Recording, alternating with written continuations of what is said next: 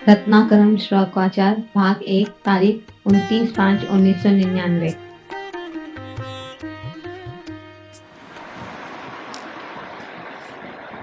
नमो अजंताणं नमो सत्ताणं नमो आयर्याणं नमो विभूतये नमो वैरे सर्वसाम्य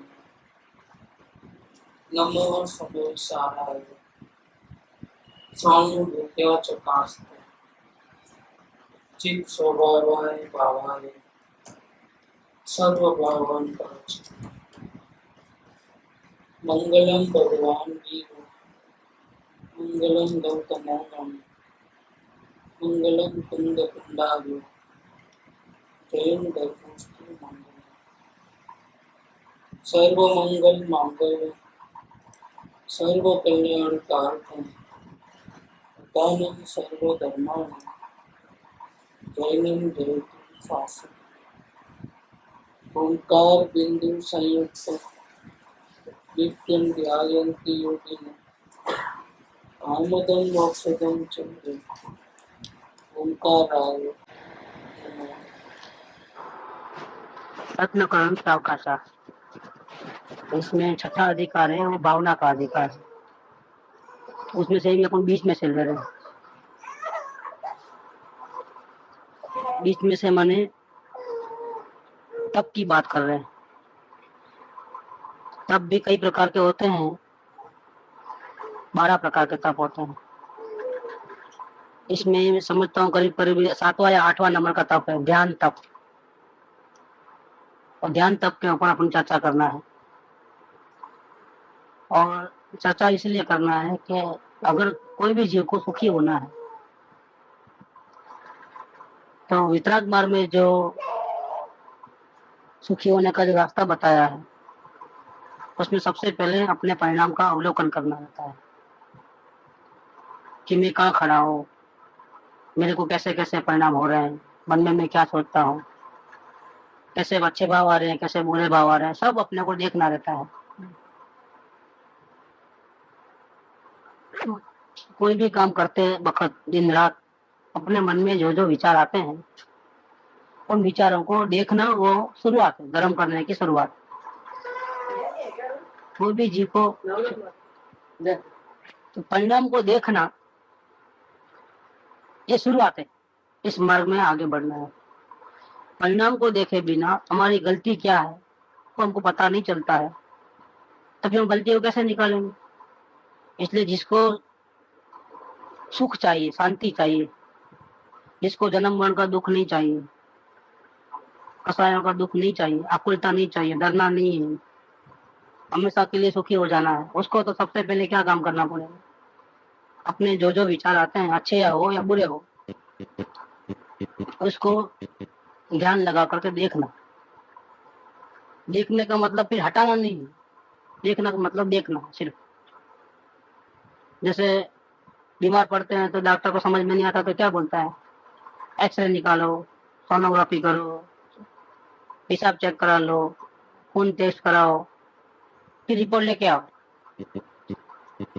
तो हम लोग वो क्या करता है, वो एक्सरे निकालने वाला ऑपरेशन थोड़ा करता है, दवा थोड़ी देता है। उसका काम कितना कि हाथ का निकालना तो हाथ का, छाती का निकालना जिसका लिखा है उसका निकाल दो, दूसरा काम उसका नहीं। सिर्फ एक्सरे निकाल के देना, दवा देना नहीं है, ऑपरेशन करना नहीं है, कसरत कराना नहीं है, कुछ नहीं दूसरा। वैसा ये अवलोकन, अपने परिणाम का अवलोकन करना है, वो एक्सरे निकालने जैसा है। इससे क्या फायदा कि हमको मालूम होगा कि दर्द कहाँ है, किस बात का है, दर्द हो रहा है लेकिन वजह क्या है उसकी वो मालूम होता है। तो यहाँ ध्यान तप है, जो तप का 12 प्रकार है उसमें ध्यान नाम का एक तप है, उसकी बात हम करते हैं अभी। ध्यान तप। अब ध्यान नाम के तप का वर्णन करते हैं। रत्नकरण सावकाचार्य बहुत महान ग्रंथ है। आचार्य समदभद्र आचार्य देव ने, जो नग्न दिगंबर मुनिनाथ थे, उन्होंने शास्त्र लिखा है और बहुत बढ़िया शास्त्र है। उसमें ये छठा अधिकार है, षष्ठ भावना अधिकार, भावना नाम का अधिकार है। उसमें 12 प्रकार के तप की बात में एक ध्यान नाम के तप की बात चल रही है। तो कहते हैं आचार्य देव, अब ध्यान नाम के तप का वर्णन करते हैं। उसका स्वरूप इस प्रकार से जानना है। ध्यान माने क्या? एक पदार्थ को जानते हुए चिंतन का रुख जाना, उसका नाम ध्यान। वो ध्यान उत्तम सहनन वाले के अंतर्मुहूर्त रहता है। जो बहुत ताकतवर होते हैं उसका ध्यान कितनी देर रहता है? अंतर्मुहूर्त तक। जो कमजोर होते हैं उसको बोलेंगे भैया देखो बैग है ना, उसको देखते रहो, दूसरा कुछ नहीं करना। तो कमजोर आदमी नहीं देख पाएगा। कोई 1 मिनट, कोई 2 मिनट, कोई 5 मिनट, कोई 10 मिनट, अंतर्मुहूर्त तक नहीं देख पाएगा।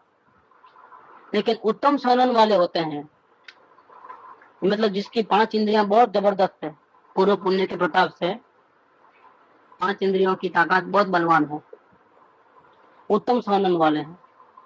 ऐसे जो मनुष्य जो है, ऐसे जो जीव है, वो ऐसा ध्यान लगा सकते हैं। एक ही पदार्थ के ऊपर आप अंतर्मुहूर्त तक ध्यान लगा सकते हैं।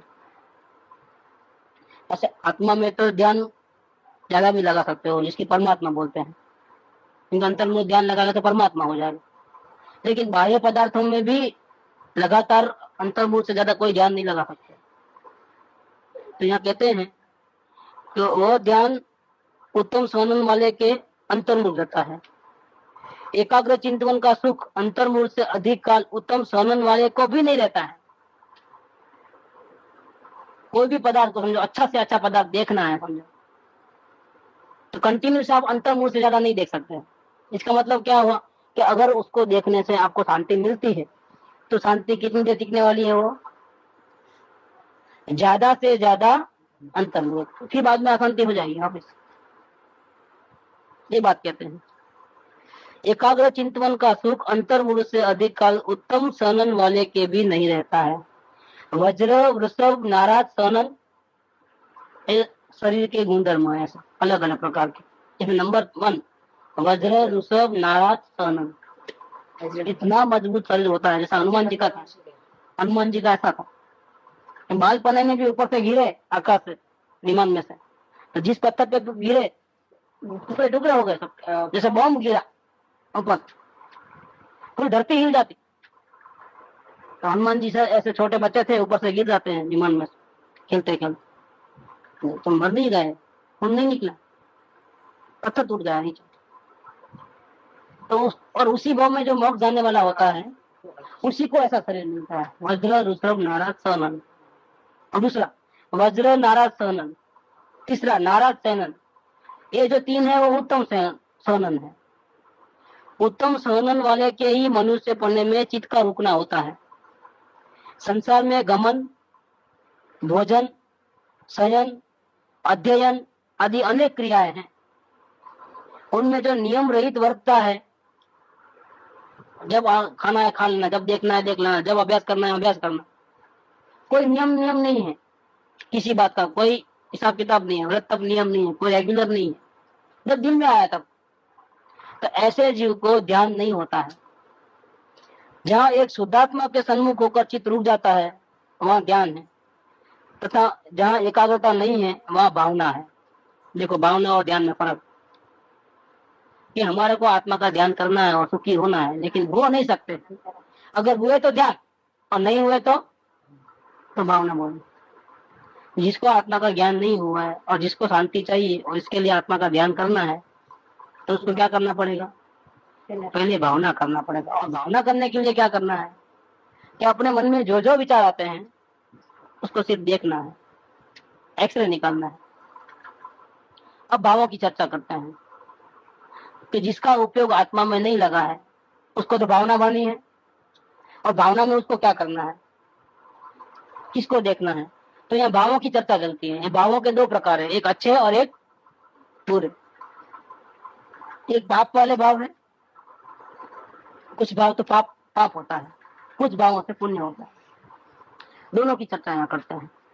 प्रशस्त भावों से शुभ ध्यान होता है और प्रशस्त भावों से अशुभ ध्यान होता है। शुभ ध्यान 2 प्रकार का है, एक धर्म ध्यान और दूसरा सुखल ध्यान। अशुभ ध्यान भी 2 प्रकार का है, एक आर्त ध्यान, दूसरा रौद्र ध्यान। इस प्रकार ध्यान के कितने भेद हो गए हैं? 4। धर्म ध्यान, सुखल ध्यान, आर्त ध्यान, रौद्र ध्यान। ये 4 प्रकार हो गए। प्रशस्त भाव मतलब, प्रशस्त भावों का मतलब पुण्य भाव नहीं लेना है यहाँ पर, पुण्य भाव नहीं लेना। जैसे समझो हमारे पास खाना बच गया है, हम काय को फेंकना, किसी गरीब को भूखे को देना क्या, तो उसको ढूंढना पड़ता है, तो घर से बाहर निकलना पड़ता है, बहुत देर तक देखना पड़ता है कि कोई यहाँ से कोई भूखा आदमी निकले तो, गरीब आदमी निकले तो उसको देना। और जब तक नहीं आवे तब तक क्या होगा, तब तक मन में होता है ना, जल्दी मिले तो अच्छा, तो जल्दी मिले तो अच्छा, जल्दी मिले तो अच्छा। तो है वो कैसा भाव, अच्छा करने का भाव है, लेकिन वो अच्छा नहीं है। क्यों नहीं है, इस ऐसे भाव करने से अपने को तकलीफ हो गई। क्या तकलीफ हुई कि जल्दी मिले तो अच्छा, तो जल्दी जान छूटे, देखे चले हम। तो उस टाइम में क्या होता है, इंतजार करना पड़ता है, और इंतजार करने में क्या होता है, अपने को तकलीफ होती है। पुण्य भाव भी अच्छा भाव नहीं है, क्योंकि उससे भी तकलीफ होती है, इसीलिए वो प्रशस्त भाव नहीं है, वो अप्रशस्त भाव है। प्रशस्त भाव किसको कहते हैं, कि जहां आत्मा को शांति मिले, ऐसे कुछ भाव जिससे आत्मा को शांति मिले या शांति और ज्यादा मिले, ऐसे भावों को प्रशस्त भाव कहते हैं। उनके 2 प्रकार हैं, एक धर्म ध्यान और दूसरा सुकल ध्यान। धर्म ध्यान तो ज्ञानी पुरुषों को होता है, और सुकल ध्यान किसको होता है, महामुनिवरों को होता है, परमात्मा को। और बाकी जो जो प्रशंसा करने योग्य नहीं है, वैसे जो पाप और पुण्य के भाव हैं, उसके भी 2 प्रकार हैं ध्यान के, एक आर्त ध्यान और दूसरा रौद्र ध्यान। इस प्रकार 4 हुए, सुकल ध्यान, धर्म ध्यान और आर्त ध्यान, रौद्र ध्यान। धर्म ध्यान और सुकल ध्यान तो जिसको आत्मा के दर्शन हुए हैं उसको ही होता है, जिसको आत्मा के दर्शन नहीं होते हैं उसको कौन सा ध्यान होता है, आर्त ध्यान। और फिर वो पुण्य के हो चाहे पाप के हो क्या, लेकिन उसको उसको धर्म ध्यान होता ही नहीं है। अभी अपना तो मेन चर्चा तो उनकी करनी है, किसकी, आर्त ध्यान और रौद्र ध्यान, वो आगे अपन करते जाएंगे। अब इस प्रकार ध्यान के 4 भेद हुए। उनमें अशुभ ध्यान तो बिना यत्न के ही जीवों के होता ही है, क्योंकि अशुभ ध्यान का संस्कार तो जीवों को अनादिकाल से चला आ रहा है। देखो, जब तक आत्मा का ज्ञान नहीं हुआ है तब तक अनंत काल से हमने क्या किया, 4 गति में भटकते भटकते हमारी आदत कैसी हो गई है, आत्म ज्ञान और रौद्र ध्यान करने की। क्या, तो आत्म ज्ञान के परिणाम कैसे होते हैं और रौद्र ध्यान के परिणाम कैसे होते हैं, उसकी चर्चा तो करेंगे आगे। लेकिन यहाँ ये बात चलती है कि आत्म ध्यान और रौद्र ध्यान किसी को सिखाने की जरूरत नहीं है। क्या, एक छोटा बच्चा भी हंसता है कि नहीं, घड़ी में रोता है कि नहीं रोता है, ऐसे घड़ी में राजी हो गए, घड़ी में दुखी हो गए, ये तो उसको भी होता है, हंसना, रोना, घबराना, डरना, तकलीफ पाना, अच्छा लगना। जब बहुत अच्छी लगती है, नीचे होता है तो रोएगा, आप देखो कैसा होता है। अब ऐसा ही कंटाल जाएगा तो अब घुमाओ खड़े होकर के, इसको भी भाव होते हैं। तो ये आर्त ध्यान और रौद्र ध्यान के जो भाव है वो संसार के जीवों को सिखाने की कोई जरूरत नहीं है। क्यों, अनंत काल से 4 गतियों में भटकते भटकते अज्ञानी जीव को आर्त ध्यान और रौद्र ध्यान करने की आदत बन गई है, और धर्म ध्यान तो कभी किया नहीं है, तो विधायी 2 ही भाव, आर्त ध्यान और वो तो करता ही रहता है। अशुभ ध्यान सिखाने का कोई शास्त्र भी नहीं है कि तुम पाप कैसे करो वो सिखाने की जरूरत है, और पुण्य कैसे करो वो भी सिखाने की जरूरत नहीं, क्यों सबको मालूम है किसी के दिल को तकलीफ नहीं देना। वो सभी धर्म वाले कहते हैं, अकेला जैन धर्म नहीं कहता है, क्या मुसलमान भी ये कहते हैं, क्रिश्चियन भी ये कहते हैं, सिखाने की जरूरत है। तो पाप करने के सिखाने की जरूरत नहीं, उसके कोई शास्त्र नहीं होते, और पुण्य करने के भी सिखाने की जरूरत नहीं। क्यों, सारी दुनिया को मालूम है कि अच्छी चीज क्या है और बुरी चीज क्या है। झूठ बोलना पाप है, ऐसा कोई धर्म नहीं है दुनिया में तो कहेगा कि नहीं झूठ बोलना अच्छा है, कोई कहेगा। तो पुण्य सिखाने की जरूरत है और पाप सिखाने की जरूरत है नहीं, तो इसका कोई शास्त्र नहीं। ये तो बिना सिखा दिए जीवों को ऑटोमेटिक परिणाम में होता ही है। क्या, अच्छे बुरे भाव जिससे कर्म बनते हैं और जन्म मरण के चक्कर चालू रहते हैं, ऐसे भाव तो जीवों को बिना सिखाए उसके परिणाम में ही रहते हैं। अशुभ ज्ञान का अभाव होने पर शुभ ज्ञान होता है। शुभ का मतलब पुण्य नहीं, एक जिससे कर्म बनते हैं, ऐसे ज्ञान का जब अभाव होता है, मतलब एक भी अच्छा या बुरा भाव नहीं आता है, न पाप का न पुण्य का, तब एक सेकंड के लिए जो शून्य अवकाश होता है, विकल्प रहित अवस्था होती है, और उस अवस्था में भी अपने आत्मा का लक्ष्य होता है, तब तब क्या होता है? सुख ध्यान होता है। सुख ध्यान में सबसे पहला कौन सा? धर्म ध्यान। फिर और आगे बढ़ेगा तो मुनि बनेगा, तो मुनि बनने के बाद ध्यान करेगा और आगे बन करके, तो उसको बोलेंगे सुकल ध्यान। वो तो बहुत आगे की बात है, पहले तो यहाँ से ही बात चलो। एक दफे आत्मा का अनुभव होने के बाद धर्म ध्यान भी शामिल होता है। क्या? तो आगे आर्त ध्यान और उसके भेद। हम आर्त ध्यान के परिणाम कैसे कैसे होते हैं उसकी विस्तार से चर्चा करते हैं, क्योंकि आर्त ध्यान तो शास्त्रीय शब्द है। क्या? 2-4 दिन में भूल जाएंगे। आर्त ध्यान नाम याद करने को मुश्किल हो जाएगा। अपने को तो सीखना है अपने परिणाम से। देखो, झूठ बोलना आर्त ध्यान है, वो याद रह जाएगा, लेकिन आर्त ध्यान याद नहीं रहे। इसलिए क्या करते हैं, अभी आर्त ध्यान को विशेष बताते हैं कि ऐसे कैसे कैसे भाव होते हैं जिसको आर्त ध्यान कहा जाता है। उसके विचार भेद परिणामों के देखना एक के बाद एक। आर्त ध्यान और उसके भेद। अशुभ ध्यान का अभाव करने के लिए प्रथम 4 प्रकार के आर्त ध्यान का कथन करते हैं। जो पाप के परिणाम है, आत्म ज्ञान के परिणाम है। जो जिसको आत्मज्ञान नहीं होता है उसको तो ऑटोमेटिक हो ही रहे हैं परिणाम के अंदर, और कर्म बनते चले जा रहे हैं। ऐसे जो परिणाम है, इसमें से जो एक आत्म ज्ञान है, उसकी चर्चा हम क्यों करें? हम धर्म ज्ञान की चर्चा क्यों नहीं करें पहले? क्या? तो ये यहाँ हेतु बताया है कि अशुभ ज्ञान का अभाव करने के लिए, बीमारी को मिटाने के लिए, हम जो गलती कर रहे हैं वो गलती को निकालने के लिए, गलती कैसे कैसे होती है उसकी चर्चा करना है, उसकी चर्चा हमको करना है। अशुभ ध्यान का अभाव करने के लिए सबसे पहले 4 प्रकार के आर्त ध्यान का कथन करते हैं। उसके 4 है: अनिष्ट संयोग, इष्ट वियोग, रोग जनित और निदान जनित। ये 4 प्रकार का आर्त ध्यान है। उससे उत्पन्न वाला दुख से, जिससे दुख उत्पन्न हो गए, ऐसे जो जीव के परिणाम है उसको क्या बोलते हैं? आर्त ध्यान। तकलीफ हो, जैसे ये बच्चा रो रहा है, हम चाहते हैं कि वो डिस्टर्ब नहीं करे, ऐसे परिणाम जो अंदर में चलते हैं उसको नंबर क्या है? अनिष्ट संयोग। हमको सुनने में डिस्टर्ब होता है, समझो, तो हम अंदर में ऐसा विचार करते हैं कि कितना आवाज करता है, आवाज बंद करे तो अच्छा। ऐसे जो अंदर में भाव चलते हैं और जीव को दुखी करने वाले भाव हैं, उसका नाम क्या है? आर्त ध्यान। कौन से प्रकार का?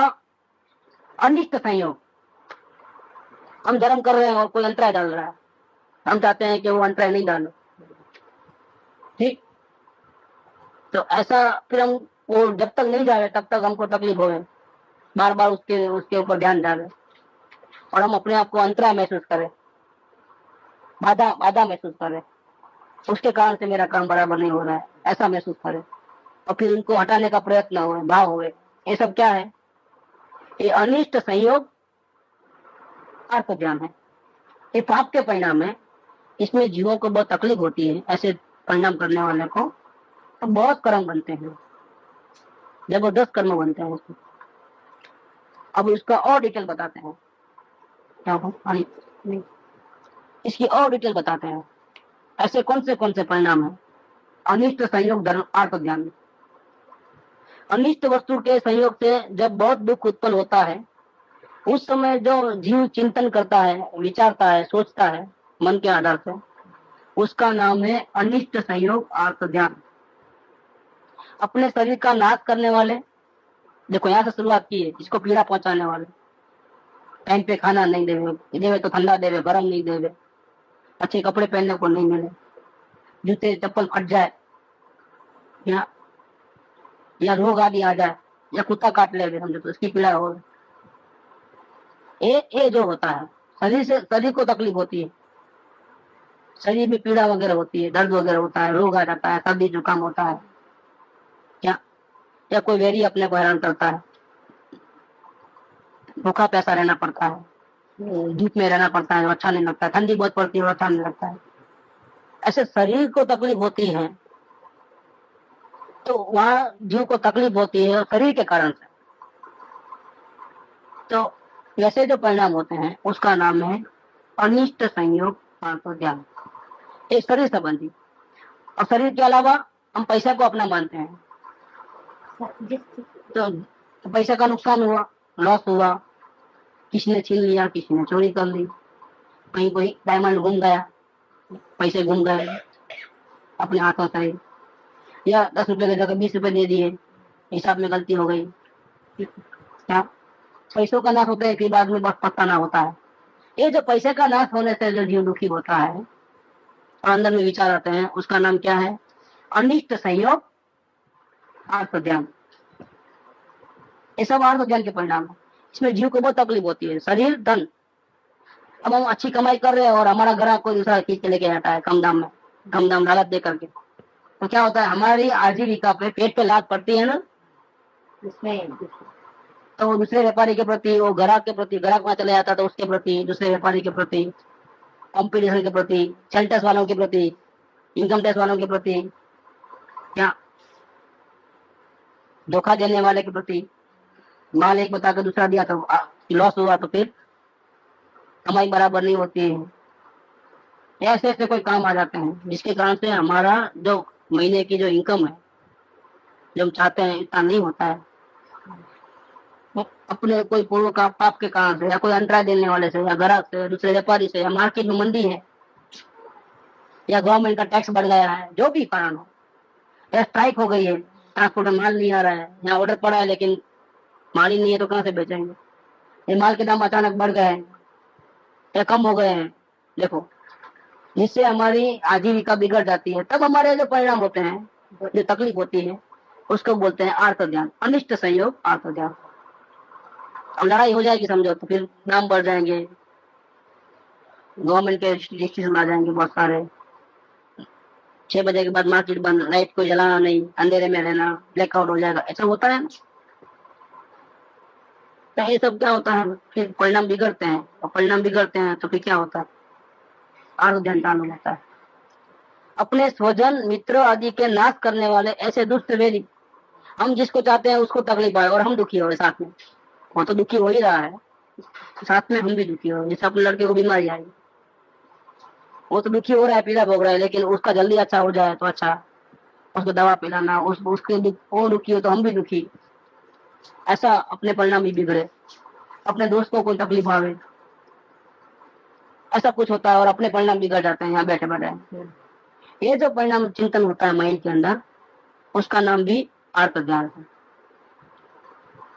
तो शरीर का नाश करने वाले, धन का नाश करने वाले, आजीविका को बिगाड़ने वाले, अपने स्वजन मित्र आदि के नाश करने वाले, तकलीफ पहुंचाने वाले ऐसे दुष्ट वेरी, दुष्ट राजा, राजा के दुष्ट अधिकारी, sale tax officer, income tax officer ऐसा होते हैं, अपने दुष्ट पड़ोसी, क्या कभी सीधी मुंह बात नहीं करे, अपन कितना भी अच्छा व्यवहार करे लेकिन वो गालियां ही देगा, क्या करोगे आप, लड़ाकू स्वभाव है,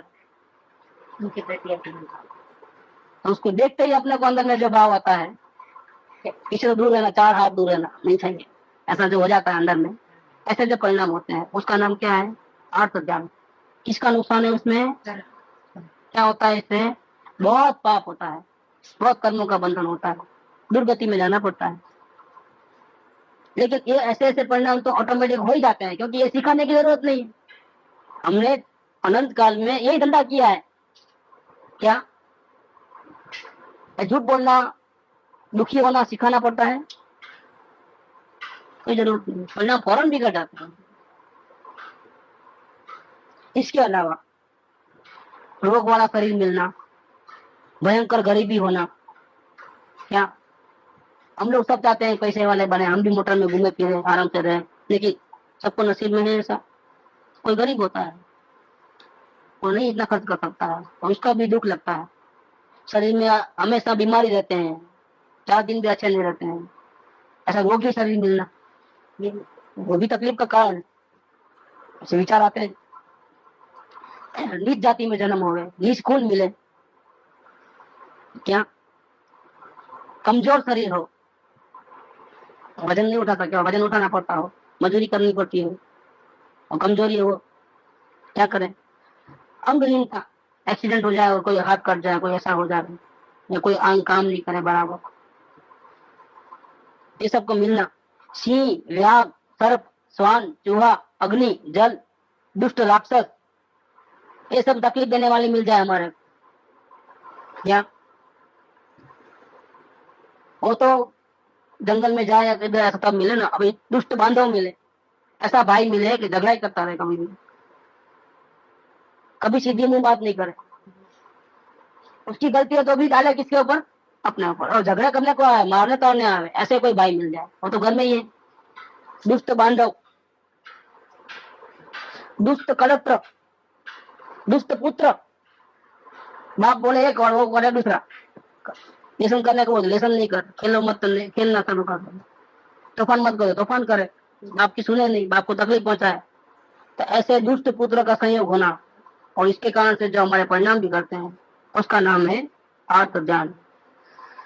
ये बड़ा अनिष्ट होता है। इनके संयोग के दुख में जो संकलित रूप परिणाम होते हैं, जीव को जो तकलीफ होती है, इन संयोगों का वियोग चाहते हैं कि ऐसा लड़का तो होना नहीं चाहिए, इसे तो मर जाए तो अच्छा, ऐसा नहीं होता है, सूरत की पंचाते हैं, ऐसा जो अंदर में तकलीफ होती है उसको दूर करना चाहता है, मन में मन सोचता है कि कैसे दूर करूं, कैसे रोग को दूर करूं, कैसे वैरियों को दूर करूं, कैसे इनकम टैक्स ऑफिसर को भगाऊं, कैसे सेल टैक्स ऑफिसर को भगाऊं, क्या तकलीफ से छुटकारा कैसे मिले, ऐसी चाहना होती है कि नहीं होती है।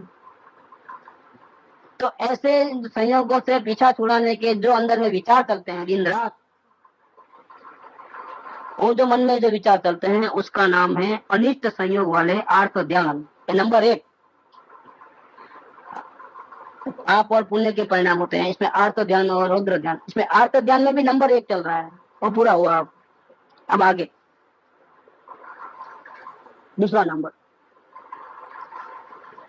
चालू है, अभी भी बहुत ठंडी पड़े, मतलब अतिशय ठंडी, अतिशय गर्मी पड़े, लो जी घबराए, चाहे हम चाहते हैं कि इतनी गर्मी पड़ना, लेकिन इतनी गर्मी, ठंडी पड़ना लेकिन इतनी ठंडी, इतनी ठंडी नहीं पड़ना, इतनी बारिश नहीं होना, और ऐसा हो जाता है तो तकलीफ हो जाती है अपने को।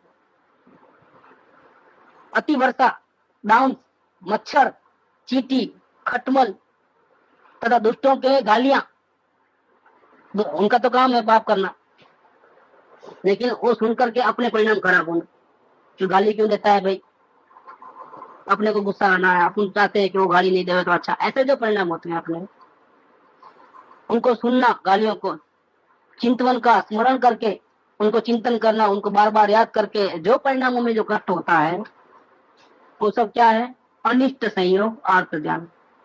अनिष्ट के संयोग में दिन में, रात में, घर में, बाहर में, किसी भी स्थान में, किसी भी समय में कलेश नहीं मिटता है। सुबह झगड़ा किया है, अभी तक मन में चालू है, उसको दिखा दूंगा, उसको ऐसा करूंगा, क्यों किया उसने, गड़बड़ गड़बड़ गड़बड़ गड़बड़ चालू रहना है, 10 बकत 15 बकत 20 बकत विचार आते हैं। किसी ने अपमान किया तो जिंदगी भर नहीं भूलते हैं, ये क्या है सब, यार तो ध्यान है। कहीं भी वो गाली देने वाला चले गया, गाली दे करके, लेकिन वो बाद में याद आकर के जितनी बार याद आता है उतनी बार तकलीफ तकलीफ तकलीफ, ऐसा हो जाता है। किसी भी समय में कलेश नहीं मिटता, ऐसे आर्त परिणामों से घोर कर्म का बंध होता है, बहुत गहरा, जो उसको भुगतना है वापिस।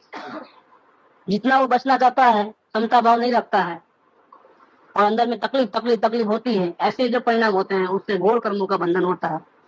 ये सब अनिष्ट संयोग आत्म ज्ञान का प्रथम भेद है। जो इससे परिणामों में नहीं होने देते हैं, उन समय दृष्टियों के कर्मों की बहुत निर्देश, उस परिणामों में जागृति होने से अपने परिणाम को बिगाड़ने नहीं देते, कंट्रोल में ला लेते, भाव भावना का चिंतन करते हैं, तो अपने परिणाम को इतना दुखी नहीं होने देते। कौन? ज्ञानी पुरुष। इसलिए उनको क्या होता है, पूर्व कर्म का उदय तो उनको भी आता है, अज्ञानी को भी आता है, और ज्ञानी को भी। ज्ञानी को रोग नहीं आता होगा, उनको ठंडी गर्मी नहीं पड़ती है, उनको भूख प्यास नहीं लगती है, उसको कोई गाली नहीं देता है, होता है उसका भी। फिर फर्क क्या हुआ कि वो अपने परिणाम की जागृति होने के कारण अपने परिणामों को बिगाड़ते नहीं है, रोना धोना नहीं करते हैं, दुखी नहीं होते हैं, चाहे जैसे उदय आवे तो दुख। इसलिए उनको क्या होता है, उनको कर्मों की निद्रा होती है। तो ज्ञानी होने का फायदा, अगर आप ज्ञानी नहीं होंगे तो बहुत तकलीफ हो जाएगी, क्योंकि फिर आपको परिणामों में जागृति नहीं रहेगी, और जागृति नहीं रहेगी तो क्या होगा, तो बहुत सारे कर्म बन जाएंगे।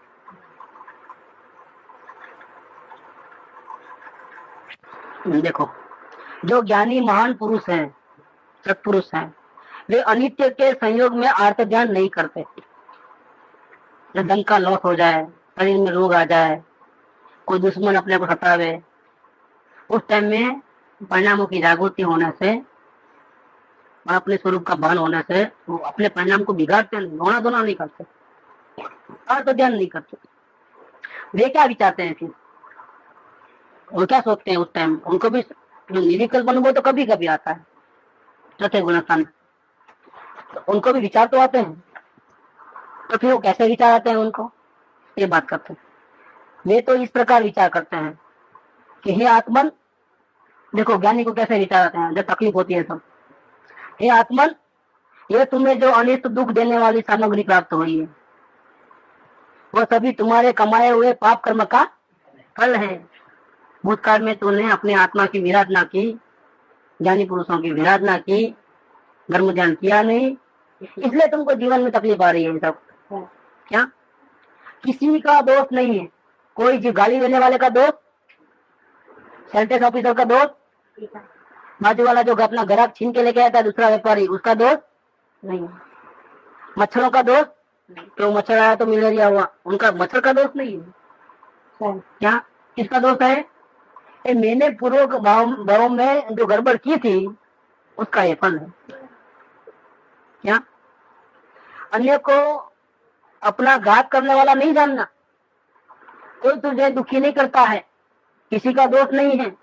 पूर्व में जो तुमने दूसरों का धन चुराया है, अन्याय किया है, अन्य निर्बलों को संताप उत्पन्न किया है, अन्य को कलंक लगाया है, क्या, मिथ्या धर्म की शिक्षा दी है, वितरागमा की शिक्षा नहीं दी, राग बड़े ऐसा शिक्षा दी, शिववंत त्यागी तपस्वियों को दोष लगाया है, खोटा मार्ग चलाया है राग देश का, विकथा में नींद रहे हो, सारा दिन आत्मा की चर्चा कभी नहीं करते हो, धंधे की, पॉलिटिक्स की, खेलकूद की, खाने पीने की, क्या, स्टोरियां, पिक्चरों की, गानों की, ये सब जो टाइम बिताया है, विकथा की है, अन्याय के विषयों का सेवन किया है, निर्माल्य देव द्रव्य खाया है, मंदिरों का धन चुराया है, मंदिर में पुजारी बन करके, जो दान मंदिर बनाने के लिए, शास्त्र छपाने के लिए दिए थे, यात्रा के लिए दिए थे, उसका तुमने अपने निजी स्वार्थ में उपयोग किया है, देव द्रव्य खाया है, उनसे बांधे हुए कर्म अब अवसर पाकर उदय में आए, इसलिए तुमको तकलीफ हो रही है। वर्तमान में किसी भी जीव का कोई दोष नहीं है। और आगे क्या सोचता है ज्ञानी पुरुष, अब इन कर्मों के उदय में दुखी होकर क्लेश भोगोगे, दुखी हो जाओगे, संताप करोगे, तो नवीन अधिक पाप का बंध हो जाएगा और कर्म बंधेंगे। दुखी होने से कर्म छोड़ नहीं देगा कुछ, क्या आप रोगे तो कर्म आपको माफ कर देगा, कैसे माफ करेगा, कोई छोड़ने वाला नहीं है, उल्टा दुख बढ़ जाएगा, बुद्धि भी भ्रष्ट हो जाएगी, धर्म का लेस भी नहीं रह पाएगा, क्या, धर्म मन शांति थोड़ी भी नहीं मिलेगी, आपका बंधन उल्टा दृढ़ हो जाएगा। अतः अब धीरज को रख करके संभाव से सहन करो। संभाव से माने क्या, और आ गई अवलोकन वाली बात कि जैसा उदय आता है अपने मन में क्या क्या विचार आते हैं, सिर्फ देखो, संभाव रखो। संभाव रखो माने देखो, सिर्फ वो अच्छा भी नहीं बुरा भी नहीं, उसको हटाना भी नहीं है, लाना भी नहीं है, कुछ करना नहीं, देखना देखना नहीं, उसका नाम संभाव। धीरज से, संभाव से सारे दुखों को, कर्मों के उदयों को सहन करो। यदि संक्लेश रहित संभावों से सहन करोगे तो शीघ्र ही पाप कर्म का नाश हो जाएगा, कर्मों की निद्रा होगी, देखने वाले बन जाओगे, देखने वाले बन जाओ। परिणामों में तुम ऐसा विचार करो। ज्ञानी पुरुष कैसे विचार करते हैं? आचार्य देव कहते हैं कि ये ज्ञानी पुरुष तुम ऐसा विचार करो, तुमको तकलीफ आई है, कर्मों का उदय आया है, आर्थ ज्ञान के परिणाम हुए हैं, ऐसे उदय आए प्रसंग, तुम आर्थ ज्ञान नहीं करना, तुम ऐसा विचार करो। कैसा विचार करो? यह मुझे बड़ा लाभ है कि कर्म इस समय में उदय में आकर रस देकर उनकी निद्रा हो रही है। देखो, हमको किसी से कर्जा लिया है तो वापिस देने के लिए ब्याज के साथ कहाँ जाना पड़ता है? उसके घर पे। इसके बदले वो स्वयं लेने को आ जाए तो गाड़ी बड़ा बचा कि नहीं बचा? कि जो कर्म मुझे आज नहीं तो कल चुकाना ही था, बंधन से मुक्त होना ही था, अच्छा हुआ सामने से लेने के लिए आ जाए। उनका राजी होता है, दुखी नहीं होता है। आत्मा से जो दुखी नहीं होता है, दुखों से नहीं घबराता है, वो सुख से घबराता है। किससे घबराता है? क्योंकि सुख में तो बेहोश हो जाएगा, खाने में पीने में नींद आ जाएगी आराम से, आत्मा का ध्यान ही नहीं होगा, भगवान का नाम तक नहीं लेगा। अच्छा है दुख पड़ रहा है तो कर्जा भी चुक रहा है, अपने आत्मकल्याण की याद भी आती है, गुरु की याद आती है, बचाओ मुझे आपकी शरण चाहिए। ये कौन बोलता है? पलंग में आराम से सोने वाला, खा पी के। गुरु को याद कौन करता है? दुखी आदमी करता है। सत्संग में कौन आता है? जिसको सुख मिल गया वो आता है कि जिसको जो दुखी है वो आता है? जिसको सुखी होना है, जिसको जन्म मरण से मुक्त होना है वो आता है कि जो भगवान आते हैं यहाँ पर? सत्संग में कौन आता है? जो भगवान नहीं है, भगवान बनना है, जो दुखी है वो आता है। भगवान थोड़े सत्संग में आते हैं, भगवान तो आराम कर रहे हैं वहां पर शिलालय में। ये बात है। ये मुझे बड़ा लाभ है कि कर्म इस समय में उदय में आकर रस देकर निर्धारित हो रहा है। मुझे बड़ा लाभ है कि जब जिन धर्म धारण हो रहा है उस समय में बड़ी क्षमता से कर्म के प्रहार को सहन करके मैं कर्म के ऋण से रहित हो जाऊंगा। अगर ये जैन धर्म मिलना, सच्चे गुरु मिले, इसके पहले अगर ऐसा कर्म आते तो क्या होता था? तो अपने को तो समझ नहीं है, तो हम रोना चालू करते, दूसरे लोग रोते हैं तो ऐसा, तो क्या होता था? ज्यादा कर्म बनते थे। ये अच्छा हुआ कि मुझे सच्चे गुरु मिले, सच्चा धर्म मिला। अब वो अपना वेरी, अपना पूर्व कर्म जिसको हमको चुकाना है वो सब कब आ रहे हैं? जैन धर्म मिलने के बाद, सच्चे गुरु मिलने के बाद। चलो अच्छा, अब राजी खुशी से हंसते हंसते चुका देंगे। बहुत अच्छी बात हो गई। आ जाओ सब लेके जाओ। क्या यदि यही कर्म किसी अन्य समय में उदय में आता तो इसे अधिक बंद करके असंख्यात भवों में उसकी उलझन से छूट नहीं पाता। तो ये जैन धर्म की कितनी बलियारी है, कितना महान जैन धर्म है। ऐसे वितरागी गुरु कितने महान है, उनकी कृपा कैसी है कि जैसे जो इतने भयंकर कर्मों का उदय है उसको हम नहीं सहन करके रोने धोने से जितने नए कर्म इतने बांधते कि असंख्य भवों में भी नहीं चुका सकते थे, वो कर्मों को, उदय को हम हंसते खेलते नए कर्म का बंधन किए बिना निद्रा करके चुका ले रहे हैं। ये किसकी बलियारी है? ये जैन धर्म की बलियारी है, वितरागी गुरुओं की बलियारी है। इसलिए हम उनके ऋणी हैं, आभारी हैं।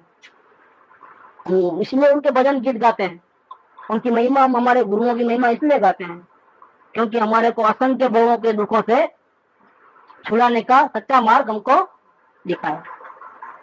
ये बतलाते हैं। ऐसा भी विचार करो। अब देखो और आगे बोलते हैं कि ये जो अनिष्ट संयोग है, ये अनिष्ट के संयोग जैसे मुझे अनिष्ट लगते हैं उसी प्रकार अन्य जीवों को भी कष्ट देने वाले हैं। अतः अब मैं किसी अन्य जीव को अयोग्य वचनों द्वारा, काय से अयत्नाचार रूप व मन से अन्य जीवों के दुख हानि का चिंतन द्वारा कभी भी दुखी करने की इच्छा नहीं करूंगा। जब दुख का प्रसंग आता है तो मुझे अच्छा लगता है? नहीं लगता है ना? कोई गाली लगा तो मुझे अच्छा लगता है, कोई रोग हो जाता है तो मुझे अच्छा लगता है। तो अब से मैं मन वचन काया से ऐसा कोई काम नहीं करूंगा जिससे अन्य जीवों को थोड़ी भी तकलीफ पहुंचे। मैं अब बेहोशी से नहीं चलूंगा, आंख बंद करके नहीं चलूंगा। बहुत एक एक काम बोलना है तो बहुत सोच के बोलूंगा। क्या कुछ भी कार्य करना है तो कार्य शुरू करने से पहले 2 बार सोच लूंगा कि मेरे ऐसा बोलने से, ऐसा वर्तन करने से किसी जी को तकलीफ तो नहीं हो रही है ना, क्योंकि मुझे तकलीफ पसंद नहीं है तो मैं क्यों किसी को तकलीफ दूं। तो ज्ञानी पुरुष ऐसा सोचता है जो कर्मों का उदय आंकड़ा आता है तो क्या कभी भी दुखी करने की इच्छा भी नहीं करूंगा, दुखी तो करूंगा नहीं, लेकिन मन में ऐसे भाव भी आएंगे नहीं। इस समय में ये जो मुझे अनिष्ट संयोग मिले हैं उनसे असंख्यात गुणे अधिक अनिष्ट संयोग नरक तिर्यक पर्याय में तथा मनुष्य पर्याय में अनेक बार मैंने भोगे हैं, अनेक दुर्वचन सहन किए हैं, अनेक प्रकार की मार के नित्य दुख भोगे हैं, अनेक जन्मों में दरिद्र भोगा है, बोझा लादने का दुख। जब हम गधे या बैल थे तो क्या करते थे, तुम्हारे पर वजन नहीं डालते थे लोग, चाबुक से नहीं मारते थे।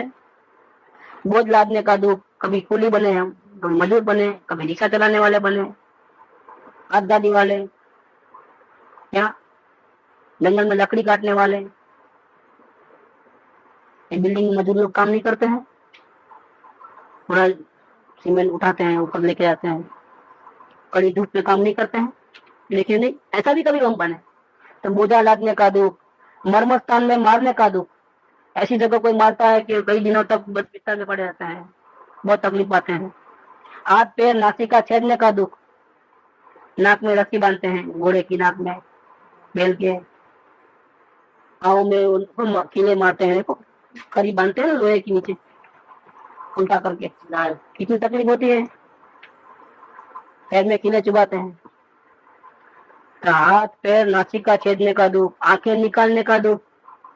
तो बच्चों को पकड़ के लेके आते हैं, फिर क्या करते हैं, आंखें निकाल लेते हैं, अंधा बनाते हैं। फिर क्यों, तो जिंदगी भर भीख मांगता रहे, और अंधे को कोई पैसा देता है, जिसके हाथ पे सलामत है उसको कोई नहीं देता, उसके हाथ काट देते हैं, किसी को लंगड़ा लंगड़ा बना लेते हैं। बच्चों को पकड़ के रास्ते में देखते नहीं, और मुझे तो बहुत मिलते हैं ऐसे। पहले अच्छे आंख वाले थे, लेकिन पकड़ करके वो जो दुष्ट लोग होते हैं उनकी आंखें निकाल देते हैं, अंधा बना देते हैं। बेचारा जिंदगी भर भीख मांगे, फिर इसमें से थोड़ा बहुत उसको देते हैं, बाकी सब बुरे लोग खा लेते हैं, पूरे माँ वाले लोग। दुष्ट जीवों द्वारा आंखें निकालने का दुख, भूख का दुख, प्यास का दुख, शीत का, ठंडी का, गर्मी का, धूप में पड़े रहने का, बहुत जोर से आंधी तूफान आता है उसका, दुष्ट जीवों द्वारा खाए जाने का। छोटा जंतु होता है तो उसको चिपकली खा जाती है, चूहे को बिल्ली खा जाती है, बिल्ली को कुत्ते खा जाते हैं। देखो नहीं होता है ऐसा, डरते रहते हैं वो लोग, कभी शांति से बैठ सो नहीं सकते हो। अपने को तो नींद आती है, लेकिन उनको नींद भी नहीं आती है, क्योंकि कभी कोई आ जाएगा तो रात में हो गए तो उन लोग हमेशा जागते रहते हैं। अनेक बार में बहुत समय तक जेल में पराधीन रहने का व बंधन के अनेक दुख भोगे हैं। देखो अपने यहाँ तो मनुष्य को जो चोरी करता है, डाका डालता है, पकड़ा गया तो जेल में डालते हैं, और बैल ने, गाय भैंस ने क्या चोरी की है, ये भी दिन भर बांध के रखते हैं कि नहीं रखते हैं हम। उल्टा अपने को हेल्प करते हैं, अपने को गाय दूध देती है, लेकिन क्या करते हैं हम उसको रस्सी से बांध करके रख देते हैं। तो कभी हम भी ऐसे जानवर बने थे, तब हमने ऐसा दुख पाया है। अनेकों बार मैं अग्नि में जला हूँ, अनेक बार मैं मरा हूँ, अनेक बार मैं जल में डूब गया हूँ, कीचड़ में फंसकर मर गया हूँ। इस प्रकार तिर्यंचों में, मनुष्यों में उत्पन्न होकर अनिष्ट का संयोग इस जीव ने अनंत बार भोगा है। नरक गति के दुख को तो प्रत्यक्ष ज्ञानी ही जानने में समर्थ है, हमारी ताकत नहीं है, अन्य नहीं, क्योंकि वो आंखों से दिखाई देता नहीं, भी बात क्या करना है इसमें वर्णन। लेकिन फिर बच्चे लोग बोलेंगे अभी कहाँ दिखता है, लेकिन जानवरों का दुख तो दिखता है ना, मनुष्य गति का दुख तो दिखता है ना। देखो इस प्रकार से संसार में जब तक रहूंगा तब तक अनिष्ट संयोग तो रहेगा ही रहेगा। ये हमको भगवान क्यों बनना चाहिए, भगवान बनने के बाद ऐसे संसार में रहना होता, जन्म मरण करने नहीं पड़ते, ठंडी गर्मी नहीं लगती, भूख प्यास नहीं लगती, शरीर में कभी रोग नहीं आता। अरियन भगवान का स्वरूप सुना है, 18 दोष से रहित होते हैं, पसीना नहीं आता है, गर्मी नहीं लगती, ठंडी नहीं लगती, भूख नहीं लगता, प्यास नहीं लगती, क्या शरीर में रोग नहीं आते। ऐसे बहुत से फैक्टर्स हैं उसके अंदर, और मरना नहीं पड़ता है, जन्म नहीं होता है, बुढ़ापा नहीं आता है, मृत्यु नहीं आती है। इतने सारे गुण हैं, 18 दोष से रहित है हरियन भगवान, ऐसा होता है हमको। तो ये तकलीफों से बच जाते हैं, इसलिए हमको भगवान बनना है। और भगवान बनने के लिए क्या करना है? अपने आत्मा का जानना है, अनुभव करना है। अपने आत्मा को जानने के लिए क्या करना है? सबसे पहले अनुभव करना है। आया समझ में पूरी बात? अब आगे, क्योंकि संसार में जब तक शरीर वाले हो भगवान नहीं बनोगे तब तक तो परेशानी रहने ही वाली है। कभी अच्छे दिन, कभी बुरे दिन, एक से दिन नहीं रहेंगे। कभी गर्मी पड़ेगी, कभी ठंडी पड़ेगी, कभी बारिश आएगी, कभी रोग हो जाएगा, कभी क्या हो जाएगा, कभी इस गति में, कभी उस गति में, चक्कर चालू ही रहेंगे और मिटने वाला नहीं है। कब मिटेगा? भगवान बनोगे तो मिट जाएगा।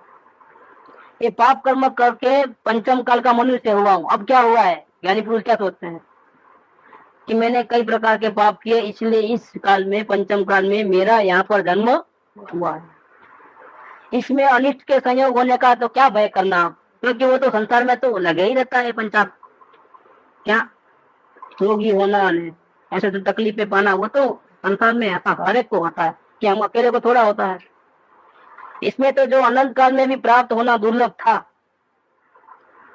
तकलीफ मिलना कोई नवाई की बात नहीं है, वो तो कॉमन चीज है। लेकिन आश्चर्य की बात क्या है कि ऐसा महान जैन धर्म हमको मिलना, वो आश्चर्य की बात है। हम जैसे पापी को कहां से मिल गया है धर्म? ये धर्म हमको कैसे मिल गया इस काल में भी, जहाँ कोई आत्मा की चर्चा सुनाई देती नहीं? कोई आत्मा की बात करता है? इतने लोग, हम अभी इतने लोग आएंगे, आत्मा की चर्चा करने वाले कितने, पूजा भक्ति करने वाले मिलेंगे, जय हो बोलने वाले मिलेंगे, लेकिन अपने आत्मा की फिक्र करने वाले, आत्मा के दर्शन करने की भावना वाले, ऐसे जीव कितने मिलेंगे? बस भर भर के आएंगे लोग, नहीं आएंगे, धूम धमाम कर देंगे। या जहाँ धर्म का स्थान है वहां भी ऐसी बातें मिलती तो करता ही नहीं है इस काल में। तो हमको तो आश्चर्य इस बात का होता है, ज्ञानी ऐसा सोचता है। जब तकलीफ आती है तो ज्ञानी क्या सोचता है? दुखी नहीं होता है, क्योंकि दुखी होगा तो वापिस नया कर्म बनेंगे। तो क्या सोचता है? ये तो लगे ही रहेगा, शरीर है तो सब होने ही वाला है, तकलीफ तो आते ही रहेगी, इसमें क्या सोचना, उससे क्या घबराना आप तकलीफों से? आश्चर्य उसमें कोई आश्चर्य नहीं है। आश्चर्य इस बात का है कि मुझ जैसे पापी को इस पंचम काल में भी सच्चे गुरु मिले, आत्मा की बात सुनाने वाले मिले, आत्म कल्याण का रास्ता दिखाने वाले मिले, ऐसा वितरागी जैन धर्म मिला। ये बहुत बड़ी आश्चर्य की बात है, क्योंकि ऐसा सभी को मिलता है किसी को? कितने को मिलता है? ये तो बहुत आश्चर्य की बात है। तो मुझ जैसे वो कैसे मिल गया? हमने कभी सोचा नहीं था, ऐसा कैसे मिल गया? कभी ऐसा सोचने के प्रयत्न भी नहीं किए। सब गालियां, जब देखो बात करे तो गाली। क्या कभी भी दूसरे का बुरा सोचना, ऐसा ही कर रहा है हम। शायद दुनिया हमारे से घबरा रहे, पर हमको कैसे मिल गया है? हमको इस बात का आश्चर्य, ऐसा सोचता है। इसमें तो जो अनंत काल में भी प्राप्त होना दुर्लभ था, ऐसा दीन धर्म रूपी परम निदान मिल गया है। क्या ऐसे गरीब आदमी को खजाना मिल जाए तो करोड़ अब्जों रुपए का, तो न्याय नहीं हो जाए? सारी तकलीफ दूर हो जाए कि नहीं हो जाए? ऐसे ये जैन धर्म, ऐसे सच्चे गुरु मिले तो क्या मिला है हमारे को? क्या मिला है? परम निदान मिल गए हमारे को। हमारा जन्म मरण के दुख खत्म हो जाएंगे सारे के सारे। वहां तो सिर्फ एक जन्म का दुख खत्म होता है, अनुकूलता मिलती है, और यहाँ अनंत जन्म मरण का खात्मा हो जाएगा, दुखी नहीं आएगा बाद में कभी भी। ऐसे निदान मिल गए हमारे। इसके लाभ से आनंद पूर्वक मुझे अनिष्ट संयोग जनित दुखों को भूलकर परम समता भाव से कर्म के उदय को जीतना ही योग्य है। इस प्रकार अनिष्ट संयोग जनित आर्त ज्ञान का अभाव करना हो। देखो तरीका बताया कि जब पाप का उदय आवे ऐसा ऐसा, तो हमको कैसे कैसे सोचना चाहिए, ये सब तरीका ही बताया था आपने। सिर्फ आर्त ध्यान के अंदर ऐसे ऐसे परिणाम को आर्त ध्यान होता है ऐसा नहीं, साथ में जो टीका करने वाले सदा सुखदास जी कासलीवाल जो है, ये चौथे गुण स्थान में थे, महाज्ञानी थे। उन्होंने टीका करते करते ऐसा भी लिखा है, ओरिजिनल श्लोक तो आप हैरान हो जाओगे, सिर्फ 2 लाइन का रहता है संस्कृत अर्धनाथ भाषा में, संस्कृत भाषा में। लेकिन ये सदा सुखदास जी कासलीवाल जी है, उन्होंने जो परिणामों की चर्चा की है, मुंह में उंगली डालना, बहुत सुंदर चर्चा की है, बहुत सुंदर है। मतलब एक हमने लिस्ट में लिखा है, 20 पुस्तक की लिस्ट में इनको रखा है, रत्नकरण सावकाचार्य। और दिगंबर धर्म में एक मोक्षमा प्रकाशक रत्नकरण सावकाचार्य। जितने भी मूल दिगंबर है और घर में मिलेगा ये आपको। इसकी तो कितनी कॉपियां निकल गई है, शॉर्ट में छपा था, जैसे गोपाल जी के कैसे रहते हैं, एक मेन पुस्तक भी है और साथ में छोटे छोटे कितने पुस्तक ऐसे इसके बने हैं, घर घर में मिलेगा है वहां पर। पूरे हिंदुस्तान में जो मूल दिगंबर है, इतना फेमस शास्त्र है रत्न ग्रंथों का था। अब आगे दूसरा पॉइंट, आत्म ध्यान का दूसरा पॉइंट, ये क्या है, अनिष्ट संयोग वाला था। अब इष्ट वियोग, इष्ट का वियोग हो जाता है।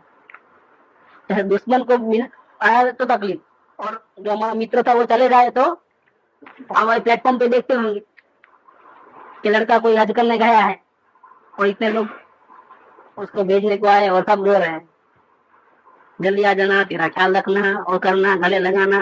नहीं होता है, दुखी होते हैं भेजने वाले, दुखी होकर के भेजते हैं। जरूर ट्रंक कॉल करना, पहुंच गए तो खबर देना, कुछ तकलीफ है तो बोलना। देखो नहीं होते हैं। कोई लड़की ससुराल में आए, ससुराल से पियर आई है, फिर उसको भेजते हैं ट्रेन में ससुराल ऑफिस, माँ रोती है, बाप रोता है, भाई रोते हैं। वो उसमें भी अगर वो लड़की को ससुराल में बहुत तकलीफ होती है तो उसका क्या कहना, हाँ, और भेजना तो पड़ता है ससुराल, कितने दिन रखेंगे बिहार में। अब देखो क्या होता है, जिसको चाहते हैं उसका वियोग, तो इससे अपने जीव को जो तकलीफ होती है, ऐसे जो परिणाम है उसको भी आत्म ध्यान कहते हैं। लेकिन वो दूसरा नंबर का, पहले वाला था वो अनिष्ट का संयोग, और ये दूसरे नंबर का क्या है, इष्ट का वियोग। जैसे हमारा गुरु बार बार चले गए और गुरु की वाणी सुनने का है और नहीं सुनने का, योग नहीं, तो क्या होता है, तकलीफ, कब आएंगे, जल्दी आना हो, ये क्या है, इष्ट का वियोग हो गया। इसका नाम है आत्म ध्यान है। ये भी देखो अब दूसरा, इष्ट वियोग आत्म ध्यान, चालू करो। इष्ट वियोग आत्म ध्यान का दूसरा प्रकार, आत्म ध्यान का दूसरा भेद इष्ट वियोग है।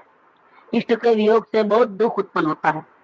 अपने चित्त को आनंद देने वाले, सुखों को उत्पन्न करने वाले ऐसे पुत्र का मरण हो जाए, आज्ञाकारी स्त्री होवे उसका वियोग हो जाए, या वो पियर चले जाए, समझो, या उसका देह डेथ हो जाए, ऐसा कुछ भी, सुखों को उत्पन्न करने वाले ऐसे पुत्र का मरण, आज्ञाकारी स्त्री का वियोग, प्राणों के समान मित्र का वियोग हो जाए, जिससे हम सुख दुख की चर्चा करते थे, जो मिले तो अपने को आनंद आता था, ऐसे का वियोग हो जाए। बहुत संपदा, राज्य, ऐश्वर्य, भोगों को देने वाले स्वामी का वियोग हो जाए, जिसके आधार पे हम थे वो हमारा कैसे चले जाए, और जिसके कारखाने में हम काम करते हैं वो कारखाने में आग ले जाए, वो रूप पे आ जाए और हम भिखारी हो जाए साथ में, ऐसा भी होता है। उसको तो तकलीफ आती है, साथ में वर्करों को भी, सबको तकलीफ, तो वर्करों को बहुत तकलीफ होती है। सुखपूर्वक जीवन यापन करने वाली आजीविका नष्ट हो जाए, बहुत मेहनत करके पाई इकट्ठा किया, संभाला, एक दिन चोर उठारे घुस गए और सब उठा के चले गए, पुलिस कंप्लेन लिखा है, वो किया, ये किया, लेकिन सब खाते पे दिया, क्या कुछ फायदा नहीं, उल्टा तो पुलिस वाले लेके गए, भाई इतना लाभ हम तबाह करेंगे। वो तो गया, ऊपर से और गया, हाथ में कुछ आया, पूरी कमाई सब मिट्टी हो गई। ये क्या हुआ, ये जिसको हम चाहते थे, धन को, दौलत को, इज्जत को, आबरू को, अब इज्जत सारे समाज में हमारा नाम है और हमारी लड़की भाग गई, लो किसी के साथ, मुसलमान के साथ, क्या हुआ, वही बात, दुखी दुखी दुखी दुखी दुखी, नाक कट गई हमारी। और तेंदुलकर हार गया, समझो, और यहाँ नाक कट गई अपने, वर्ल्ड कप में इंडिया गई बाहर, हो गई बात। देखो ऐसा होता है, हम चाहते हैं ऐसा नहीं होता है, जिससे हमारी आत्मा को शांति मिले ऐसा नहीं होता है। वर्ल्ड कप जीत के आया तो छाती फूल जाए, और हार गए तो यार वो तो वहां मरे रोले, लेकिन यहाँ अपन रो रहे। देखो कैसी हालत है जीव की। तो बहुत संपदा, राज्य, ऐश्वर्य, भोगों को देने वाले स्वामी का वियोग, सुखपूर्वक जीवन यापन करने वाली आजीविका नष्ट हो जाए, राजगद्दी को छीन ले, कोई पीठ में छुरा मारे, वो सोनिया गांधी को प्रधानमंत्री बनना था तो कौन कांटा बना, मुलायम सिंह। अभी ये इलेक्शन जीतना है तो कौन कांटा बना, हो गई बात। अब वो कहां से बनेगी, अब सवाल ही नहीं, ऐसा होता है। तो राजगद्दी के लिए कोशिश करते हैं, राजगद्दी नहीं मिलती है, राज्य भंग हो जाए, पदवी भंग हो जाए, हमारा स्टेटस खत्म हो जाए, संपदा भंग हो जाए, क्या इनकम टैक्स की रेड पीढ़ी और हिसाब किताब निकला तो बहुत कि 5 गुना 10 गुना पेनल्टी मार के जो था वो भी सब खींच के लेके गए। नहीं, आज नहीं देखे अमिताभ बच्चन की हालत क्या है। एबीसी है क्या, उसका बंगला नीलाम में है। ऐसी हालत हो गई। शशि कपूर की क्या हाल हुई है, खत्म। करोड़ों लाखों में खेलने वाले, विमानों में घूमने वाले, आज एक डेला नहीं है उसके पास, कर्जों में डूबा हुआ है। देखो इसी भाव में कैसा कैसा होता है, स्टेटस खराब हो जाता है। अभी उसके ऊपर केस चालू हुआ है, सलमान खान के ऊपर, नहीं हुआ है। उसका भी क्या होगा कि क्या मालूम। कहने का मतलब क्या है, ये चक्कर है ये संसार का, कि हमारे पेजेंट दाखिले क्यों देते हैं, ये अभी हमको मालूम है कि देखो ऐसा था। और असली पुराणों में बहुत है, जैन पुराणों में, लेकिन वो तो क्यों, कौन सुनेगा, इतना टाइम किधर है। ये सलमान खान की बात, संजय दत्त जेल में गया वो बात, ऐसा करो तो मजा आए। नजर के सामने हुआ है, नजर के सामने। वो जयललिता कितने जूते निकले उसके कबाट में से, कितनी साड़ियां निकली। अब जाएगी जेल में, चक्की पीसेगी क्या।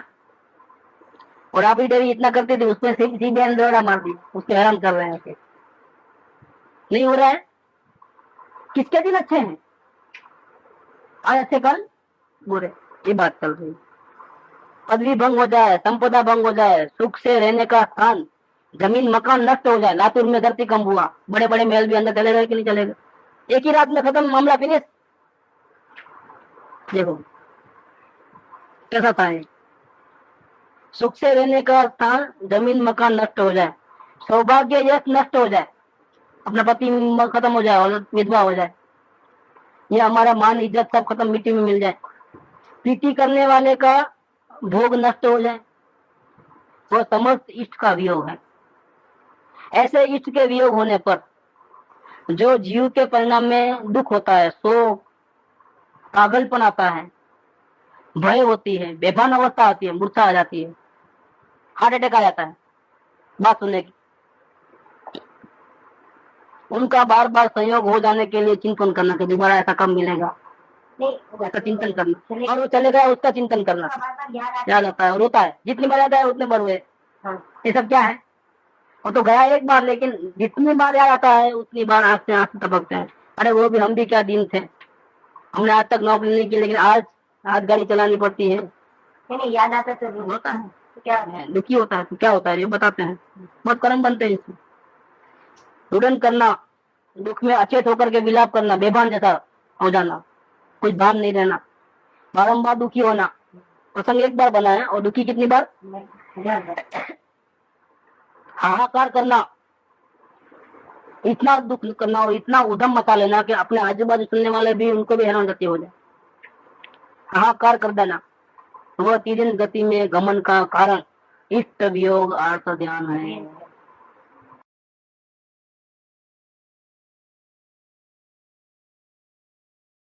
सुख धाम अनंत सुसंत चही, दिन रात रहे तद ध्यान मही। प्रशांति अनंत सुधामय जे,